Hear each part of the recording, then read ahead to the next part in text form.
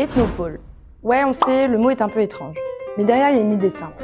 En 2022, Intermonde a été labellisé par le ministère de la Culture comme un lieu où l'art et la science travaillent ensemble.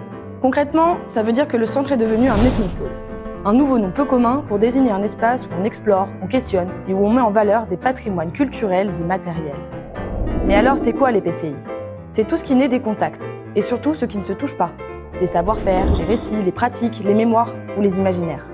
Et ici, à La Rochelle, Intermonde s'intéresse à un truc bien particulier, que sont les humanités océanes. Ça concerne les sociétés littorales et insulaires, c'est-à-dire les gens qui vivent au bord de la mer, dans les ports, sur les îles, là où les cultures se croisent. Et ça raconte beaucoup de choses. Les voyages, les migrations, les métissages, mais aussi des histoires plus cruelles, comme l'esclavage ou la colonisation.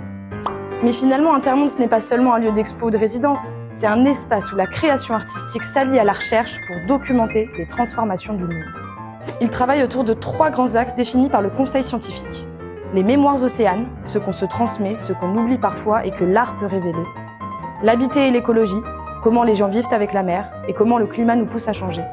Et enfin, le métissage, la racialisation et l'exotisation, ce que les échanges culturels créent et comment on les regarde. Tout ça, c'est du vivant, des œuvres, des paroles et des regards d'artistes qui nous parlent d'aujourd'hui. Et le label Ethnopôle, c'est aussi un lien fort avec le monde universitaire et la recherche.